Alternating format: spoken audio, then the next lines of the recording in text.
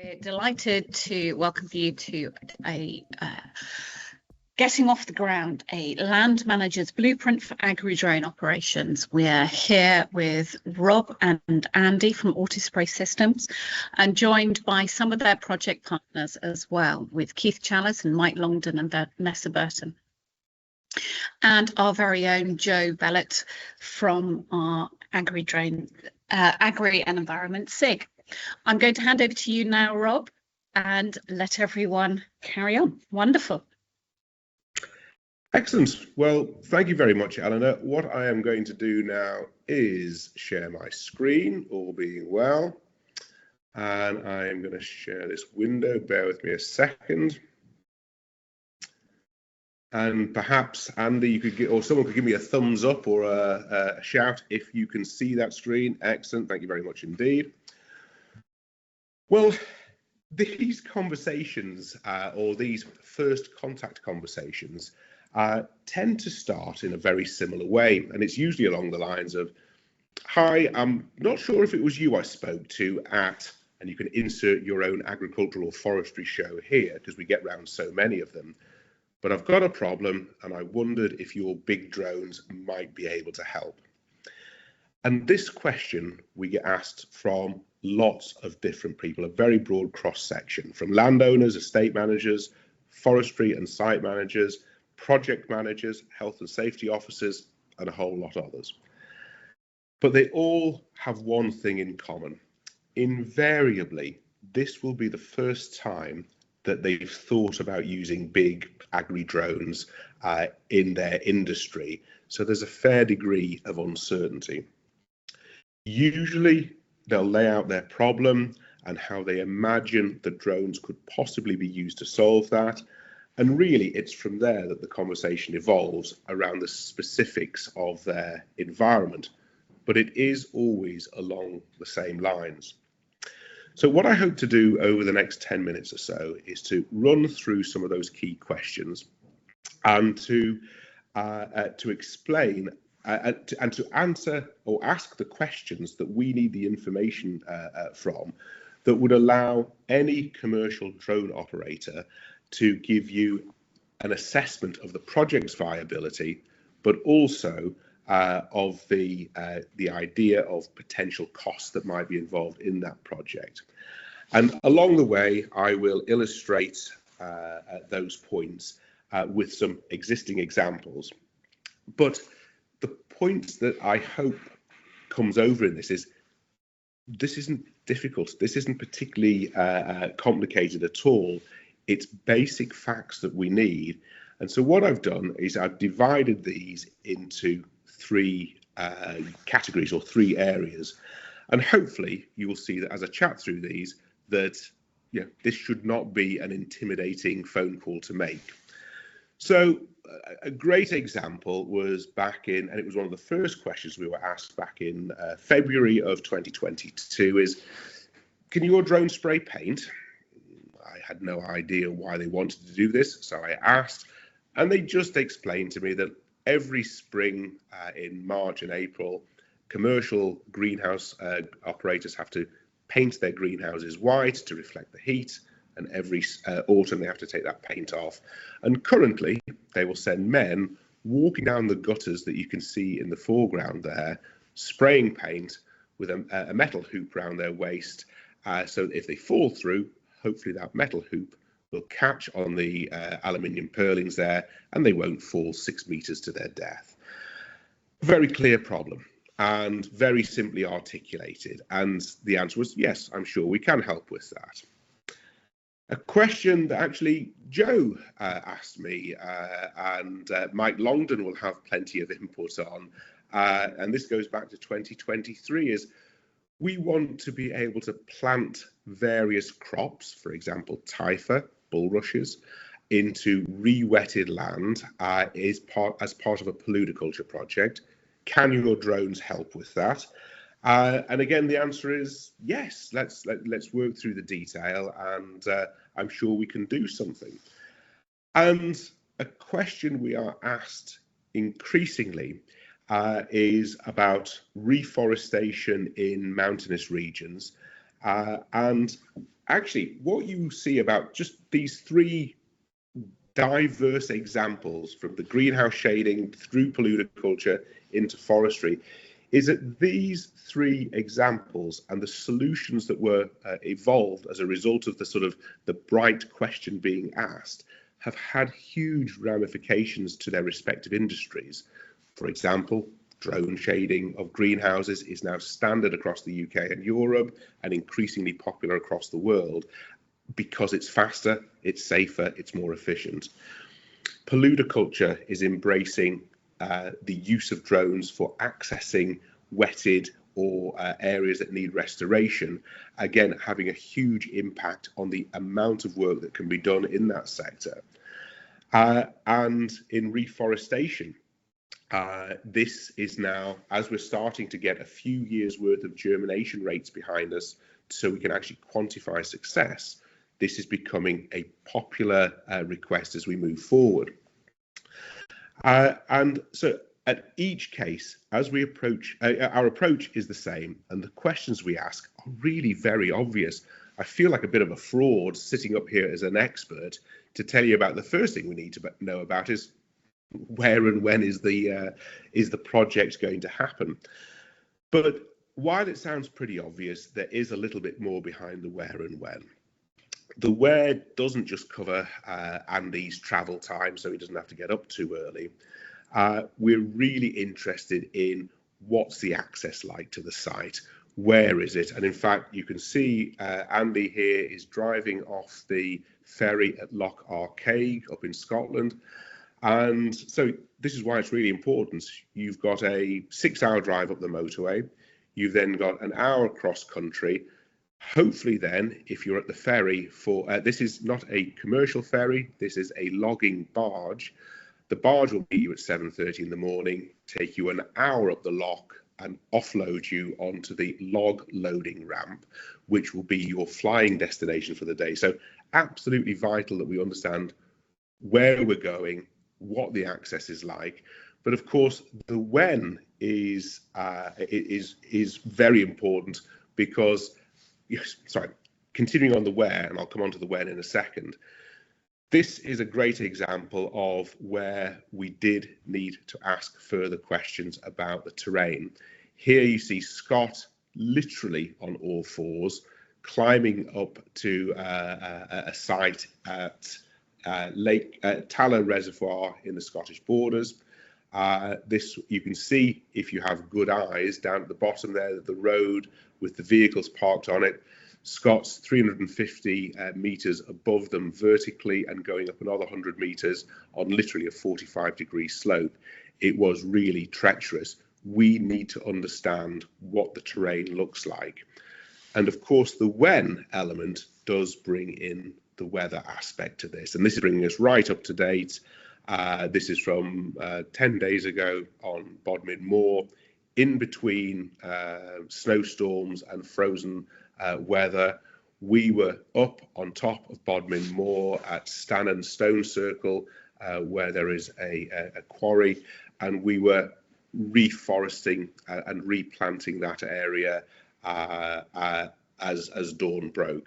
So the where and when, absolutely critical. Can we access the site? How are we going to get there? How long is that going to take? And then the when really is about the weather, what we're likely to expect, because while these drones have an excellent weather window, they can resist reasonable winds, we can fly in the rain. In fact, this is why you see me dressed in my outdoor gear. We're doing some work at the moment, and I've literally just stepped out of the rain to come in and have a chat with you.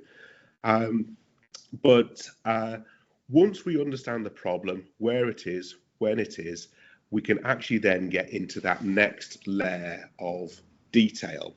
And you might think this is 3 questions. It is, but they are 3 questions that really come together to give us the key information we need.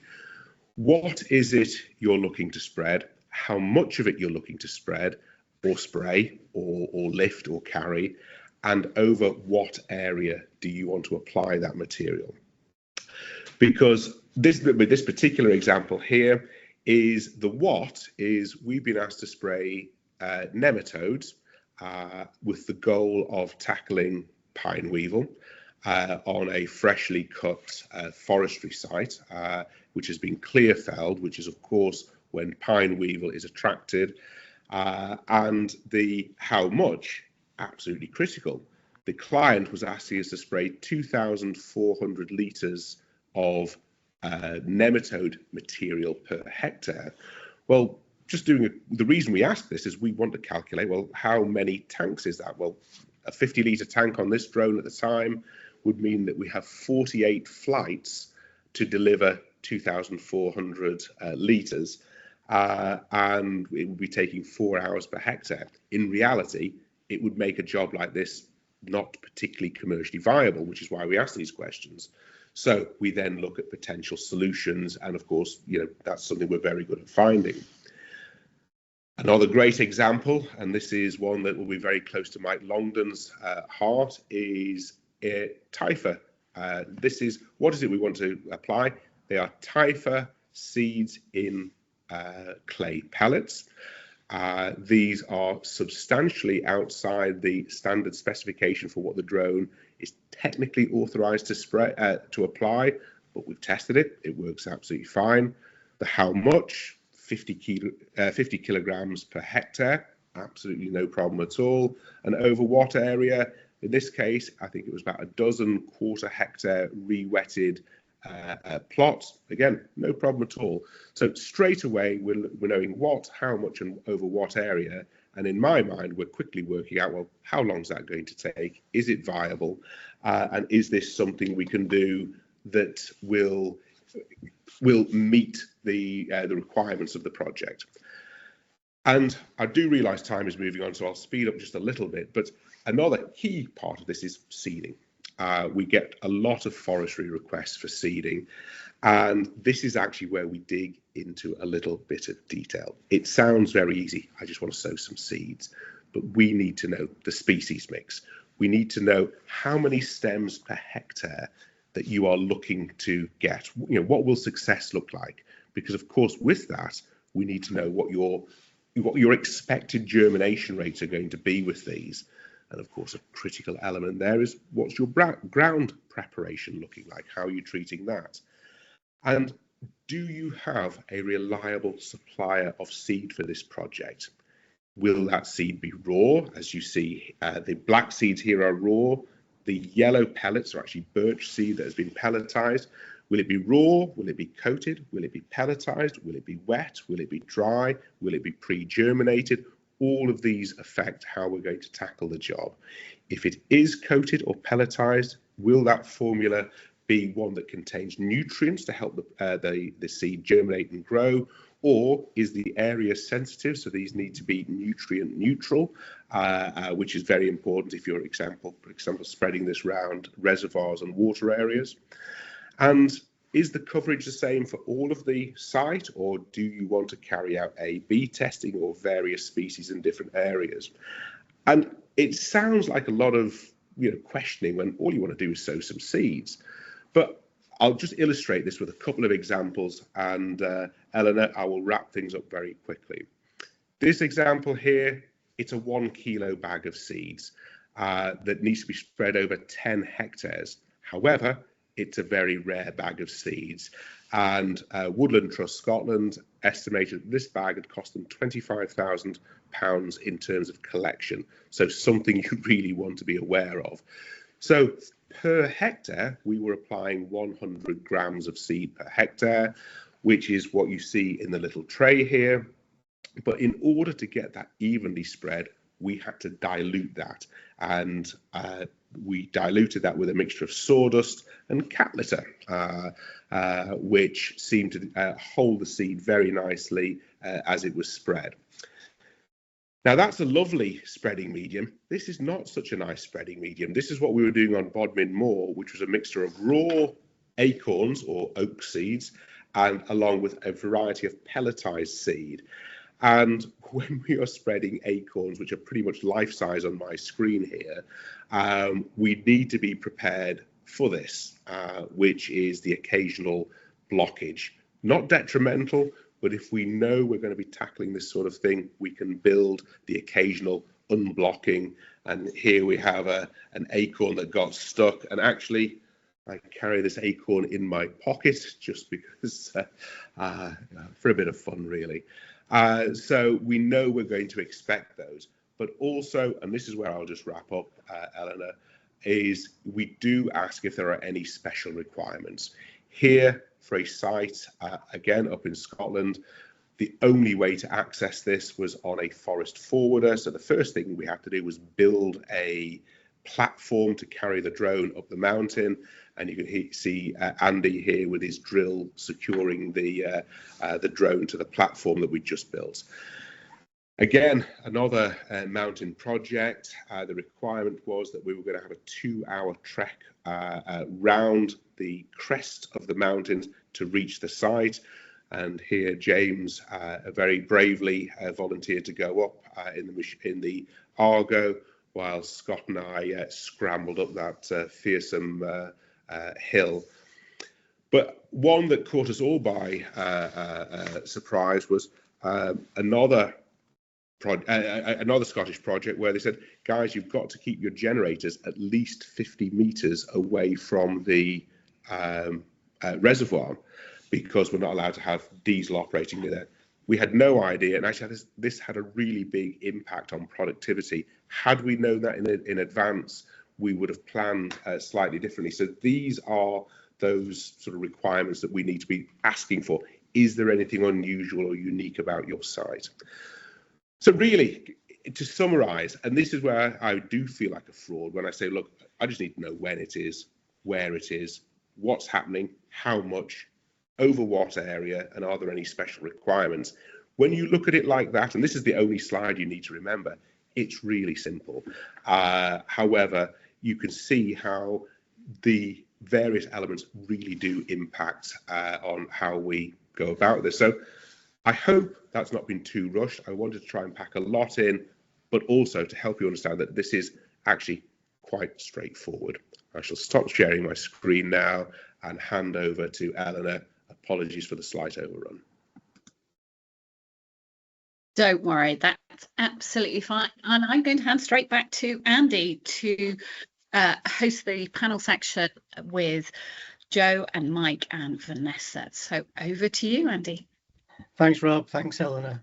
Yeah, we just wanted to introduce some of our sort of most important stakeholders and partners and explore some of those elements that Rob has discussed and explained to you. And also, we are the end of the process. We come in near the end, and loads of other work has gone in motion before we become involved, and that was something that I wanted to highlight with each of the partners. But as you can see here, we've got the National Trust, the Woodland Trust, and the Lancashire Wildlife Trust. Some really serious organisations who have adapted to drones, when risk evidence and necessity align. So it's just wanted to sort of explore that a little bit. And Keith, I'm going to come to you first. Firstly, just to let you know, I'm a paid member of the National Trust, if you were wondering. Oh, well done. So, I've had quite a lot of people within the drone industry ask me, excited to have a bit of a forum with the National Trust. And a lot of people may have got drones over Christmas. They may be conducting complex operations like us, and we'll discuss our project in a little bit of detail. But a lot of people see there being a bit of a barrier to operating drones on National Trust, either land or land managed by the National Trust. But in practice, you're responsible for some of the most complex and sensitive sites in the UK, and we are, together using drones in certain contexts. And I was wondering if you'd be able to unpack that policy, what it's about, not comment on the policy, but just give us a bit of a rough explanation as to what that policy is and why it's so important and crucial to the land and the areas that you look after. Sure. Yeah. Thanks. Yeah, so I mean, I think you hit the nail on the head, Andy, really, when you said kind of complex and sensitive. We, as an organisation, we are prolific users of drones. We contract out from a huge variety of different services with drone companies, everything from roof inspections and building surveys to landscape surveys, deer population counts, all sorts of different things. We've got a small in-house drone team as well, which we are gradually expanding.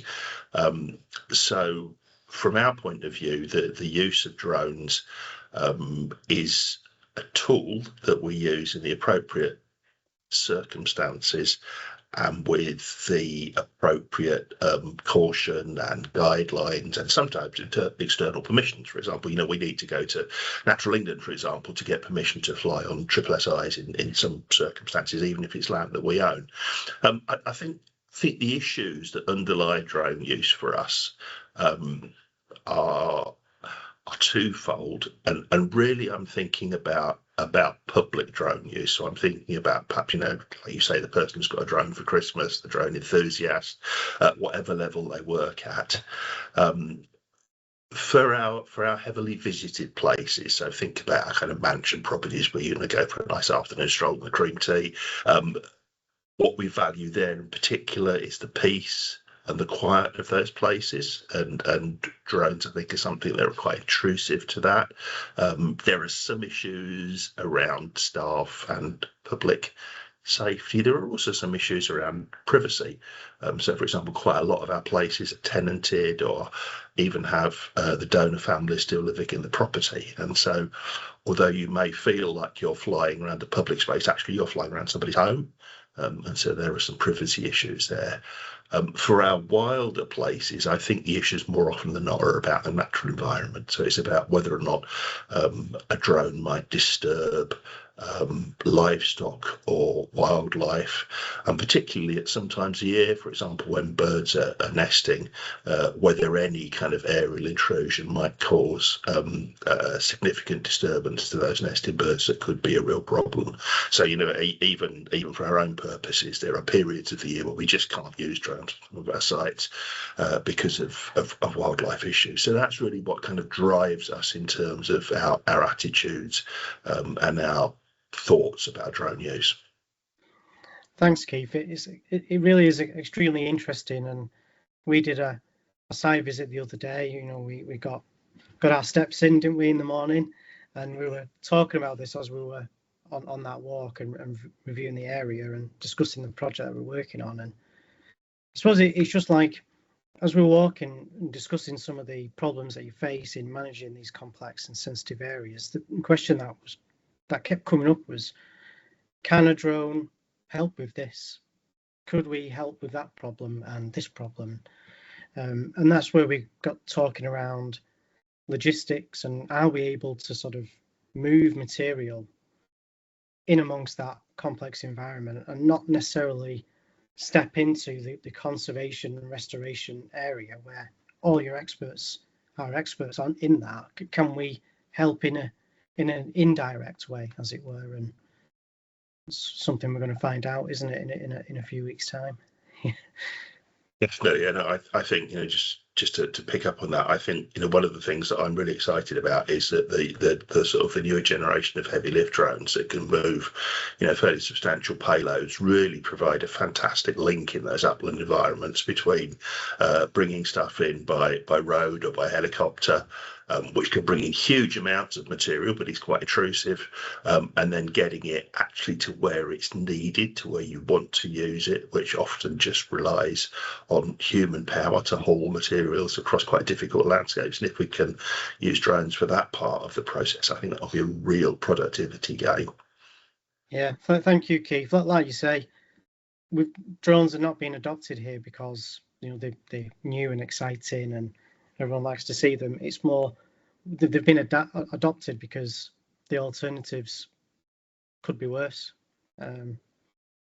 Thanks. Well, I'll move on to Vanessa now, who represents the Woodland Trust. And Vanessa, as you well know, that the Woodland Trust has some of the most ambitious tree planting and restoration targets in the UK, really leading the front in that area. And as we've experienced together, and what Rob has presented, some of those areas are steep, remote, degraded, and causes me, Rob, and Scott quite a few headaches that we didn't anticipate we'd ever have. But I'm just wondering, like, from your perspective, what are your sort of like practical constraints, you know, that you face on the ground, and what made you sort of see drone? What role do you see drones as playing part of that sort of forestry solution? Yeah, sure. I guess there's a couple of ones. So yeah, there's definitely the one that you've alluded to of kind of getting to those more remote and sensitive sites and maybe having some kind of potential cost saving and kind of in terms of getting seed to large areas quicker, not kind of getting people out planting and kind of having to do all of that on foot and taking a lot longer. But I think secondly, we're really interested in doing creation in these kind of new novel ways, in the way that we can potentially get more kind of complex habitat with more kind of habitat structure. So we're kind of looking for ways that we can move away from just kind of planting more densely, and kind of you kind of see all of that planting in kind of rows in that kind of traditional more forestry contexts. We're really looking for ways that we can do it and make it a lot more kind of in between that and kind of more natural processes where we get all of this structure and we see kind of seeding via any method, whether that's by hand or by drone, as a way to do that.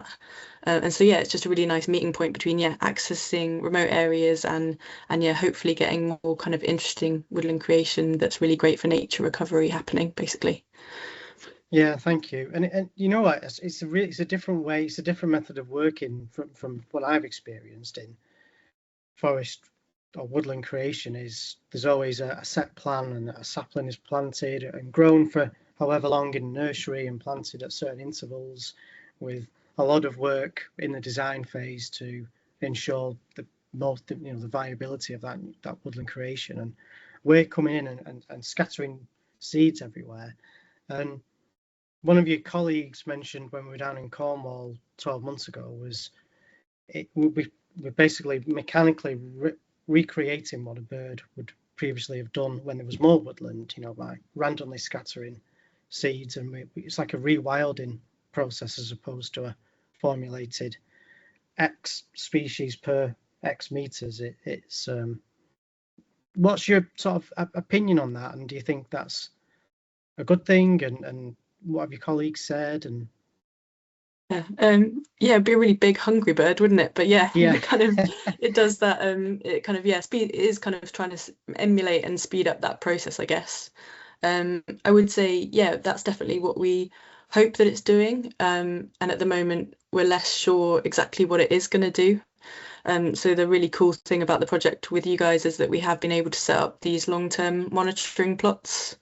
And so, we kind of know a little bit about what we'll get in terms of woodland establishment from kind of previous research in more forestry contexts.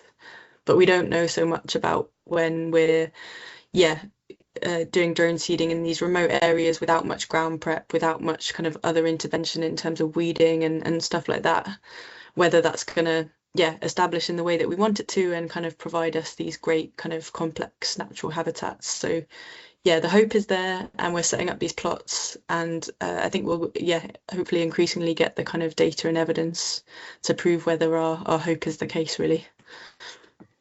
Brilliant, thank you. Hopefully this moves away from a touch towards novelty and more towards sort of necessity backed by like that evidence and efficacy and data.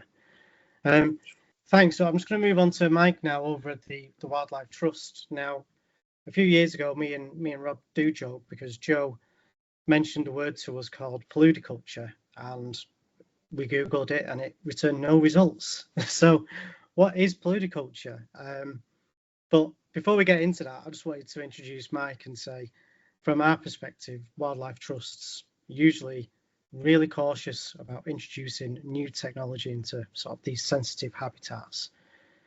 And I'm just hoping you could explain, in your case, what the problem was, what you were trying to solve, and what convinced you that drones could reduce that ecological impact rather than increase it. Yeah, no worries. Thanks, Andy. I think it's probably best to start with what is polludiculture, because the amount of times I have polluted what in my work is amazing.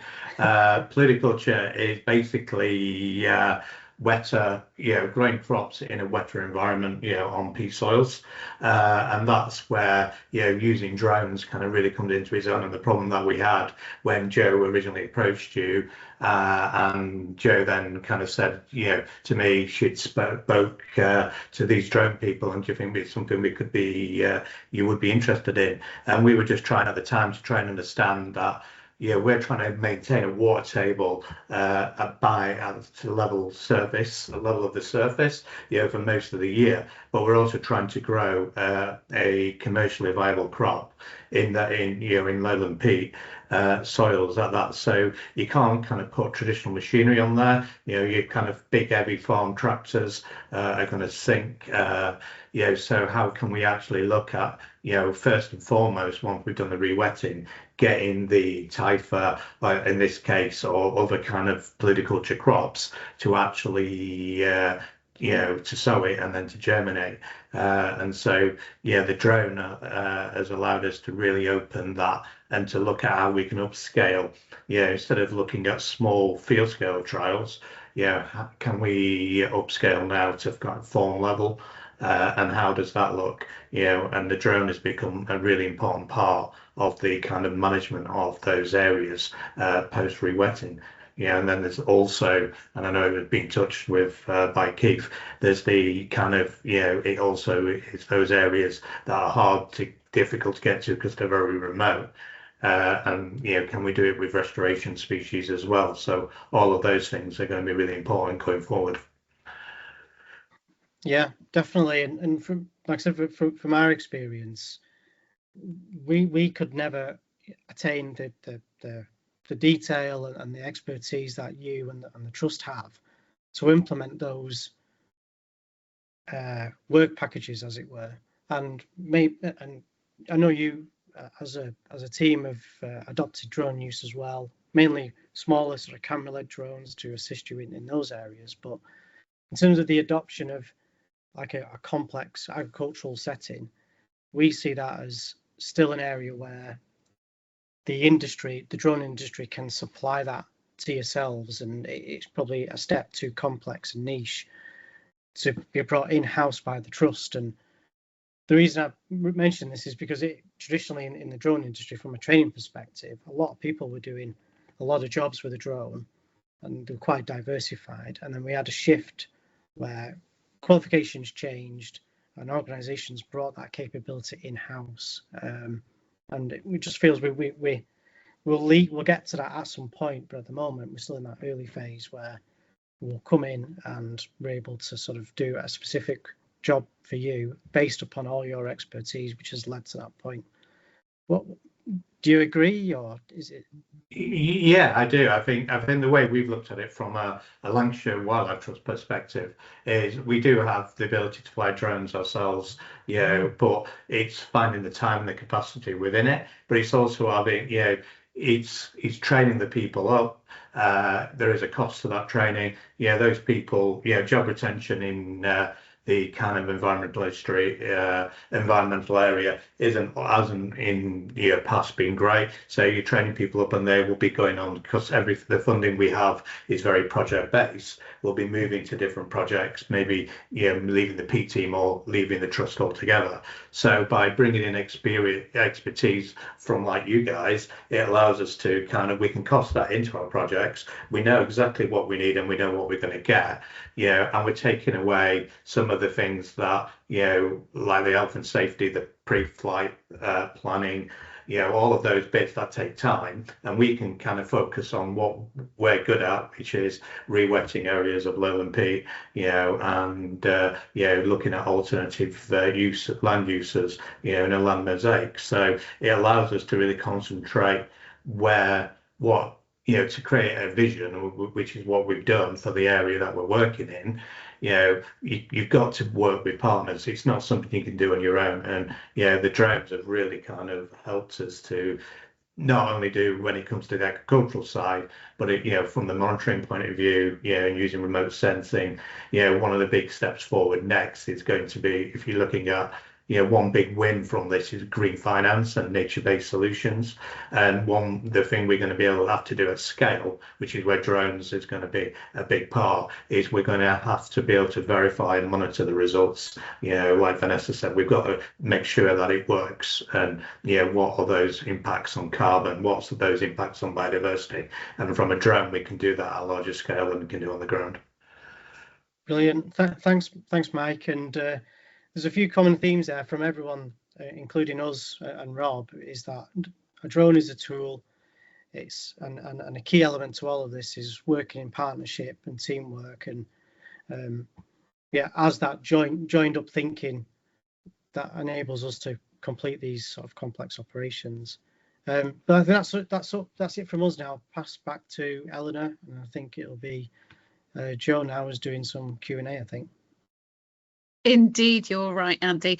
Thank you very much. That was fascinating. And I was really interested to see how much the project partners here were nodding along to what other people were saying as well. Keith, in particular, I saw you nodding away to drones sort of proving the data capture, the impact on the decarbonisation and biodiversity side of things. And that's great. Rob, I can see you've got your hand up. Did you want to ask something? I can't hear you. You're on mute. That famous old shout, you're on mute. It was actually, I know we're heading into a Q&A session now. It was almost just to sort of answer a question that sort of Vanessa almost asked. And this was about the, Andy mentioning big birds dropping seeds and, replacing the windblown seeds. I was struck by Henry Dobson from Woodland Trust when we were doing the work up at Loch Arkaig. And he said that the reason he was so keen to apply the seeds through the drone, effectively to emulate a sort of wind distributed, a wind-blown seed distribution, was he wanted the weak seeds to fail. The seeds that fell on bad ground or were genetically weaker, he wanted those to fail in order that only the genetically strong would survive. And he saw this as a great way of strengthening the stock of, in this case, it was ancient Scots pine. And of course, we hadn't seen this. We just assumed more germination was a good thing. And he said, no, we want to weed out the weaker products, the weaker crops and trees.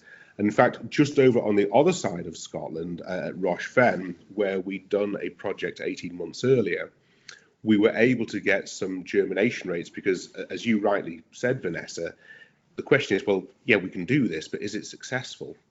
And it was one of the first projects, again, with uncoated seed onto entirely unprepared grass and heathland. And after 18 months, they were expecting a 1% germination rate. That's what they considered would be a successful, would give them the 1,600 stems per hectare. And currently they're at 2.7%. So, they've been over the moon that they're getting practically 3% germination rate. So it allows them on future projects, because they want to roll that test site out over now 350 hectares. Now they know what their seed mix needs to be in order to sort of hit those targets. So it was, we are gradually, and of course, Vanessa, it is gradual because unfortunately these trees take so long to grow. But it's, we're getting there. We're starting to get results in, and we're really interested in sort of, monitoring and checking how the work that we've been doing up in Scotland, down on Bodmin, for Woodland Trust is how it goes in the future. That was all. I just wanted to answer a question that was almost asked, but now we get to real questions, I suppose. Lovely. Joe, I will hand over to you now. Thank you very much. So I just wanted to come back to the projects and the pathways that you're following, and to just look at the hurdles that you faced, the support you needed, and the advice that you'd give to people trying to go into this journey. So just to kick us off then, what sources of information did you find most useful when planning the project? Would anyone like to answer that one?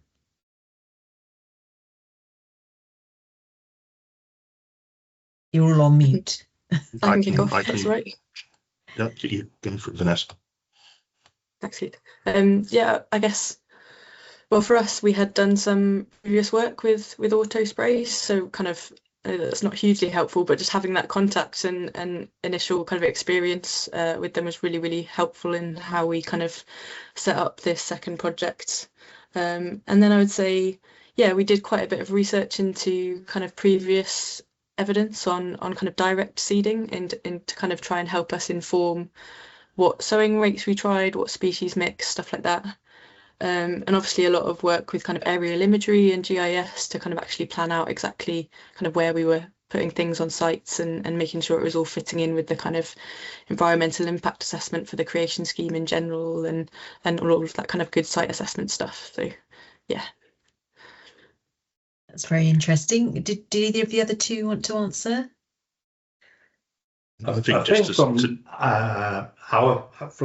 within the kind of growing the typha, nobody had actually grown typha in a commercial, from seed, these whole in that kind of environment before. So I think what we had to kind of look at the same time, and a bit similar to what Vanessa said, we had to understand if the seed would germinate. So and within the pellet as well, because and develop these ideas from fresh. So it's now. In our project, when we started the planning, we had all these questions, but we didn't have all these answers. And it was only during the project that, at the beginning of the project, that we actually realised that the drones would be available, and it actually allowed us to shape the project in a different way. And so we, one of the things that is important for us, I think, is the fluidity, specifically when you're doing these trials, because things will go wrong, things aren't always the same. So you need, when you're planning a project, you need to bring in this kind of fluidity into it. What about you, Keith? Did you want to say something there? It's okay, Joe. Move on. I know you've got lots of questions. Okay. So have you found that current regulations have helped you to provide a framework or hindered the project?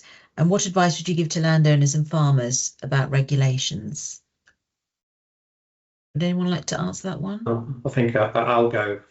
I'm happy to go first on this one. I think at the moment what we're doing is it's a chicken and egg situation. What comes first? So what we're actually doing is shaping those policies. We're shaping that's strategy from around the drones on agriculture, and that's exciting for me anyway. And because of that, it allows us to actually write these, feed into these works that are required for this, and bring people along with us. And I think what we've been doing within the kind of politiculture, that isn't just about the drones, it's about everything, with politiculture. But the drones is a good example of that. And Keith, would you like to answer that one? I think we're at a bit of a kind of a point of paradigm shift almost with using drones, particularly things like peatland restoration, where we're engaging from a technological perspective with quite a conservative industry, and so there are issues, particularly around permissions for operating on SSSIs, which are really about holding regulators' hands as they make that difficult transition from this is how we've always done it to this is how we could do it now, and that can be quite a challenge. That's very interesting. And in terms of sort of limitations within the industry then, so do you feel that there are enough drone pilots and enough drones so that, or do you need to book a long way ahead? Are there trained pilots available to do the work? Is that a limiting factor? And what sort of support did you get from the drone industry to plan and organise your project? Did you see that the farming year could be extended by using drones on wet soil and when the weather is normally considered too poor to go out? Did you want to answer that one, Keith, or I'm not sure I could answer all of that question, Joe. I mean, I think in terms of the number and availability of drone pilots, time will tell. We are at that very early door stage. Having had conversations with my colleagues around the country who are very excited about this trial project, I kind of think the world's going to be a path to Andy and Rob's door once we've got this trial out of the way. And so we will probably need more pilots and more drones than we anticipate at the moment. I think the most valuable thing in terms of the developing, thinking about the work we're doing at the moment has just been a really close working relationship with Andy and his team, because having that close working relationship with the people who are actually going to do the hard bit, fly the drones, I think is absolutely key to making a success of what you do. And did you want to comment on that, Mike? Yeah, I think I agree with what Keith said about that. I think capacity-wise, time will tell if we can get proof of concept in a lot of these kind of trials and so on. I do know that, I've been in a couple of steering groups for DEFRA where they're looking at peat restoration, and they are looking at capacity across the whole area. So, and I know there is some new funding coming out that will allow for things like that going forward. So I think that will help. I think regarding your farming question, I don't think it's as much a longer farming year as much as it allows us to be able to get, we know from a typhus perspective that we need to get the seeds in early. And so, it's about success. We wouldn't have the success we've had with the germination rates. We tried doing it later in the year and we know that doesn't work. So we know we need to get them in very early in February, March. And, because of that, the drone, we wouldn't be able to do it without a lot of infrastructure on the sites, without the drone, and that's really key. That's very interesting. So what extra advice and support did you need to get the project off the ground, and from where? What would you recommend to farmers and landowners? Are there other sources of information about drones apart from obviously ARPAS-UK, which has a website full of information and access to events? Did you find there were other sources? Anybody? I think from my perspective, it's about talking to people like Rob and Andy, without having, and I know Rob mentioned it very much in his presentation at the beginning, but without having those conversations, you're never going to know what is feasible and what isn't. And I think it's, once you've identified people that you could potentially do the job, it's having those conversations with them at the beginning to actually see where the pinch points are and things like that.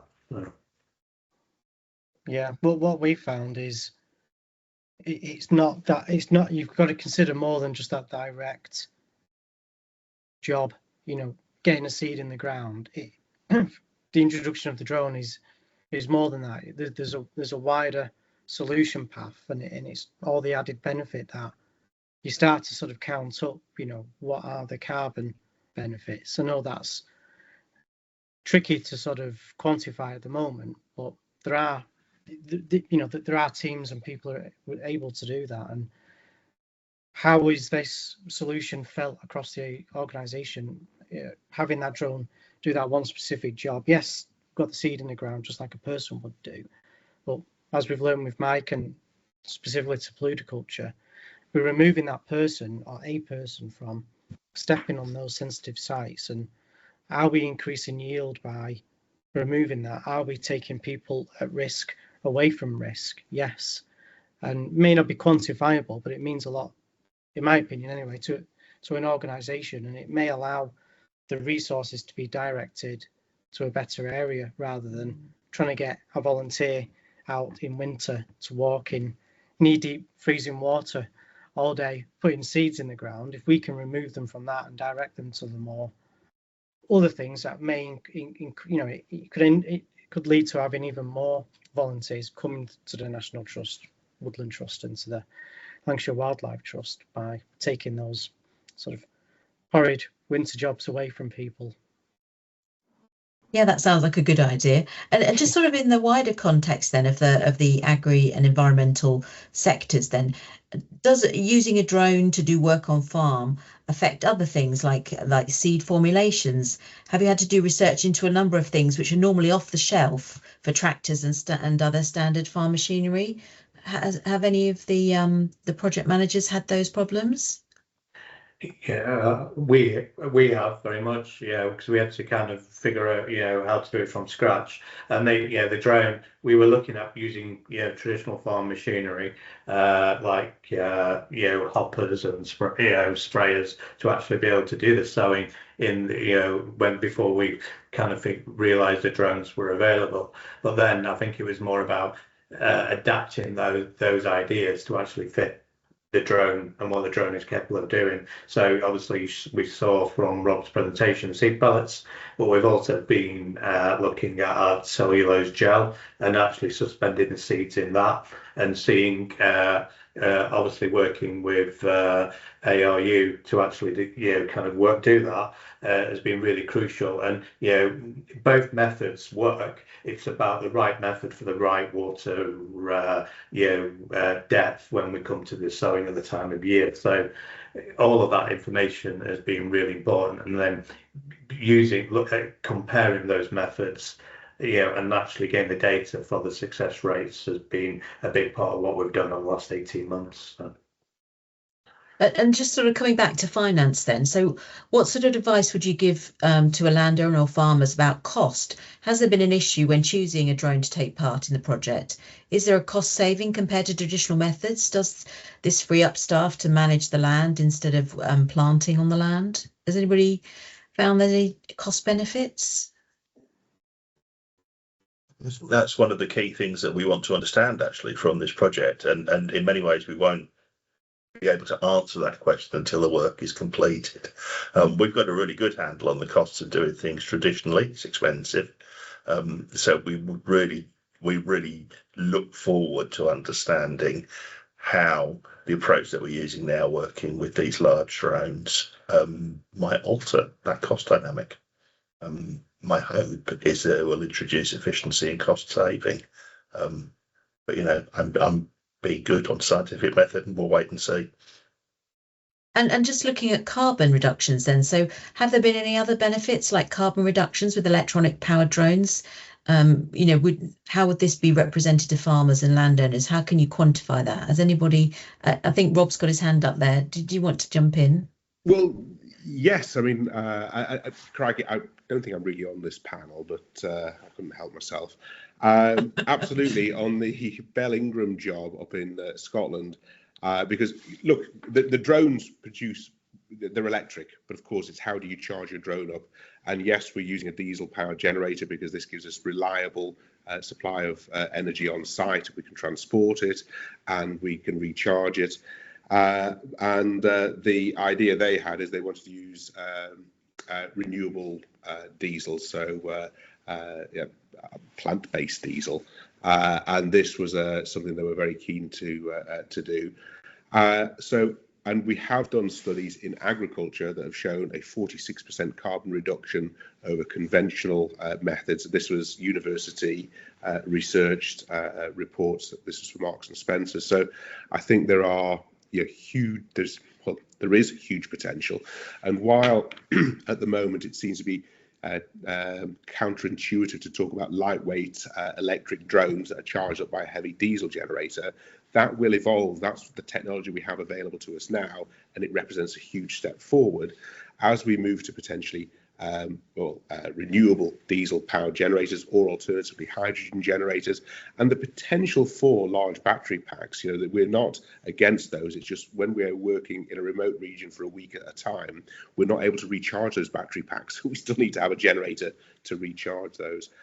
And there was one other just minor point, Joe. You mentioned about, is it access to pilots that is the limiting factor? I actually don't think that's going to be the case for a while. I think the first pinch point we'll hit is availability of seed and seed preparation, because I think there is going to be such an uptake from in polluticulture, in forestry, and in agriculture requiring the seed, because now we're able to apply it.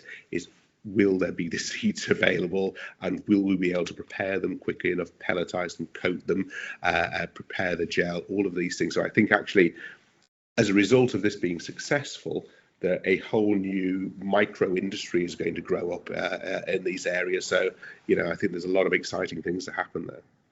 It sounds like there's a lot of change that needs to be managed very carefully so that the whole industry grows together. Yeah. So I just wanted to come to one last question then, really, which was about using drones for paludiculture, woodland planting, cover cropping, and grass seeding, moving objects.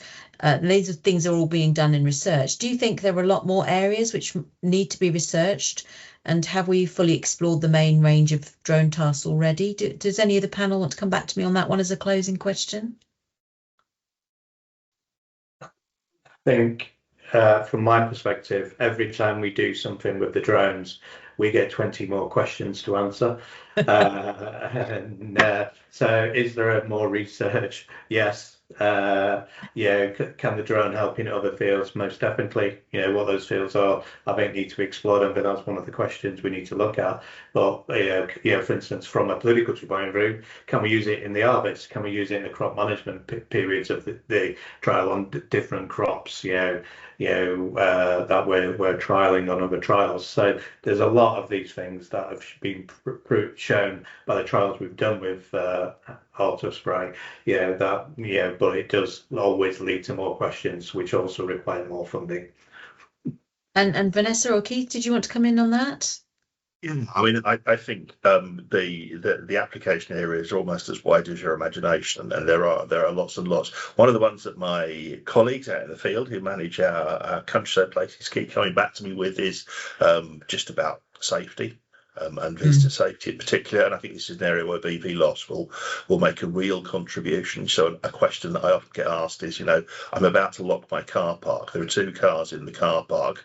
I've got 500 hectares of land to find those visitors in. How the hell do I do that? So the idea that one might use a BV loss drone to actually search for missing visitors, I think would be a real benefit for a lot of my colleagues who manage countryside places.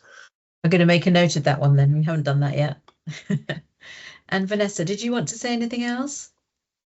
Yeah, I guess just that woodland creation is being researched, but I think there's loads more to do with it. As Rob alluded to, it's obviously a really long-term game, and kind of germination is one part of that, but kind of getting that really good establishment and then working out if things like ground prep, like making scrapes or using livestock before we do the drone seeding, like stuff like that. I think there's loads of really exciting research questions there. So yeah.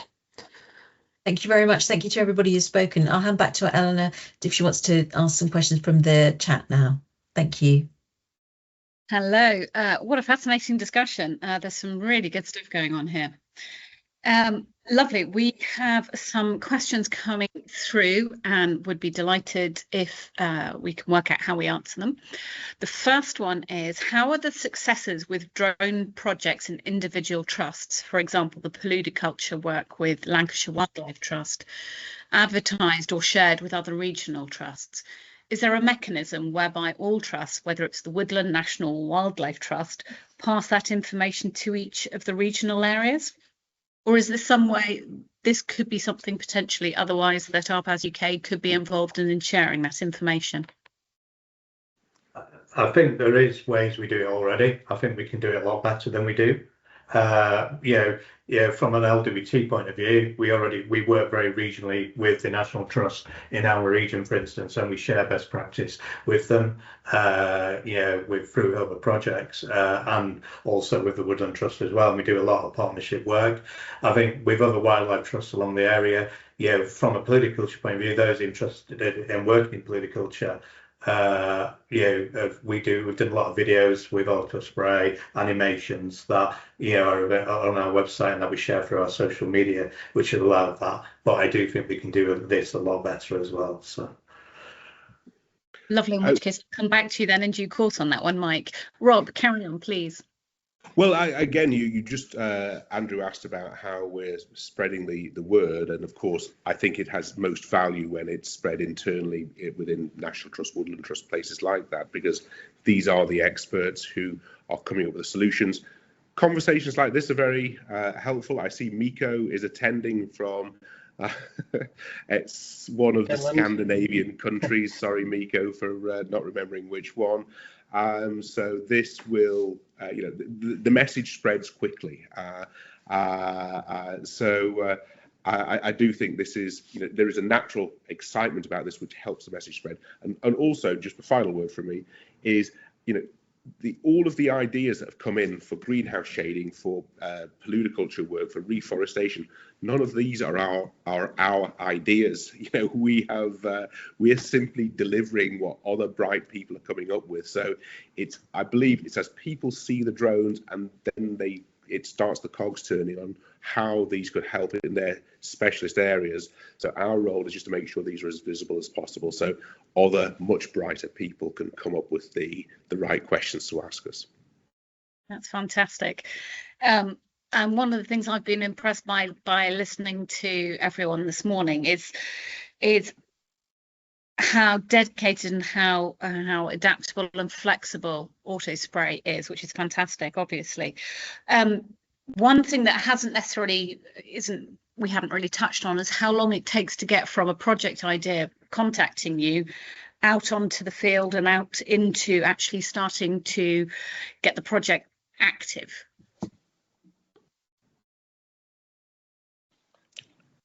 Andy? I was going to say it's a two-part question, really, half for us and half for someone from the panel, because, for example, the project we're doing with Innovate UK at the moment, that is being lightning speed. That came to fruition mid-September, and we're doing it in a few weeks. We've done some already, and those turnaround times are, in our experience, unparalleled, because you have things in the background that Vanessa will know all too well, as the environmental impact assessments, and how quickly you can turn those around, how quickly you can get consent from Natural England. Those things could take years, and then that's the end of it. The beginning is, what is the designated land use, who owns the land, who's funding it, talks about green finance. There's all these things that are stacked in play, and we sort of, yeah, it can be anything from months to years. I suppose that's the easiest way to summarize it. Absolutely. Given that this Innovate UK project has been so swift, are there lessons there that we can take forward to improve things, sort of in terms of making, getting projects going faster, or is it just that in this particular case everything's lined up beautifully? I think with the Innovate. Sorry, on, Keith, sorry. I was just saying, I think with the Innovate UK project, we have benefited a bit from serendipity, because it's a 6-month sprint, but it's the right 6 months. A lot of work in the countryside is seasonal and is dictated by that seasonal cycle, and so the planning cycle for that can be years, and if you don't hit the right spot in the year, you're not going to get the work done. So we've been fortunate with this project that we've hit the right spot in the year to do the kind of the peatland restoration work. But the planning cycle for any work in the countryside can be very long. So starting those conversations early is really important, whether it's with your contractor or with regulators or with tenants or with neighbours, whatever. Think long term. Indeed. So another question we've got here is, I'm curious about the harvesting of typha and other crops. How is this being carried out? Are there obstacles to this, as it's not currently a common process? What is the commercial value of crops like typha? I think I'll answer that, probably try and answer that one. The harvesting at the moment can be, it depends on what part of the crop we're harvesting as well. So what we're using typha for is a multiple products. So yeah, we're using it for puffer jackets, and for that we need the seed head. And the harvesting time is different. For instance, if you're using it for the biomass for things like wallpaper or for building material and so on. So, you know, each of the harvest times comes with a different problem. We've got, for the actual seed head, we've got 3 different machines being trialled across the UK at the moment, 2 of which LWT have got, which is, you know, very much a reed cutter type look that goes into the reeds itself. And then there's a log logic machine which has been purpose built for harvesting typha heads, which has been designed in coalition with Ponder and some people in Somerset. And then the final one is we've been using diggers with buckets with reciprocating mowers to try and harvest as well. And what we're realizing is there's not a ready or all made answer, but it's got to be able to deal with the conditions of the peak. The good news is it's either during frozen periods or it's during August when we need to harvest, so we can do those. From a business commercial value, again, it depends. It's still being worked up and there's still a lot of unknowns, but with kind of nature-based solutions, with government subsidies around high water table management on lowland peat, with and for the crops themselves, the business case is starting to develop and become. What we're needing to do is to develop the whole supply chain, and that's work that we're kind of in the middle of now. I could go on about this for the next 2 hours, so I'm going to don't know.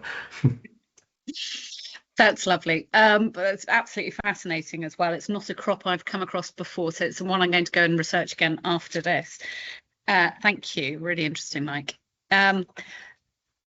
We have a question around CO2 emission reduction, and if we have any reference to that, any details possibly that can be shared within the project side of things about reducing CO2 emission. I appreciate this isn't necessarily completely directly relevant to a what if or how to get a project up and going and off the ground, but maybe there's an element that we can tie back to how, if there's an issue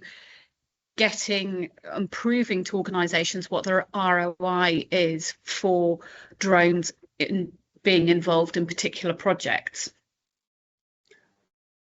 I can share a report on the agricultural side about carbon reduction in farming using automation more generally. It's drones, but also robots versus conventional, which shows this 46% reduction. But that's also with conventional harvesting. So that's a university prepared report, and Miko, I can send that over to you. From a soil carbon perspective, we're on all of the kind of bits we're doing around polyculture, we're trying to create emission factors for it.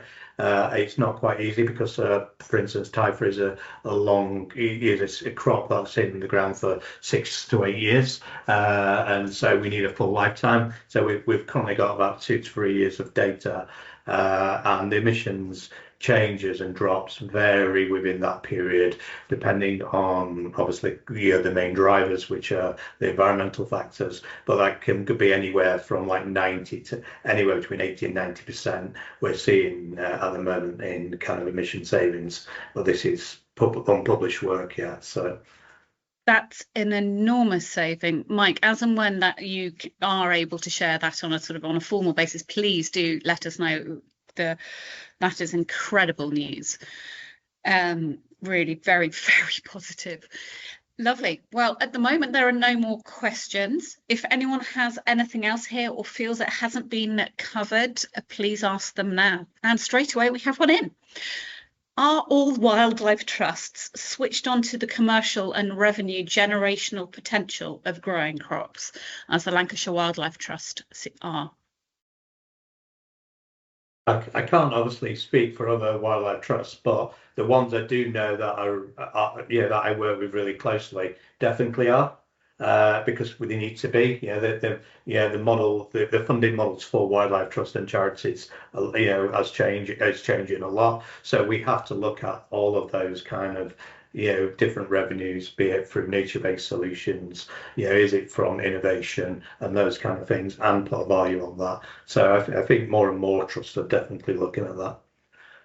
When you talk about the value, given that we've just talked about the CO2 reduction side of things, do you balance it not just with a financial measure, but also with what the impact is on the CO2, the carbon side of things? Is that a sort of a dual framework that you use?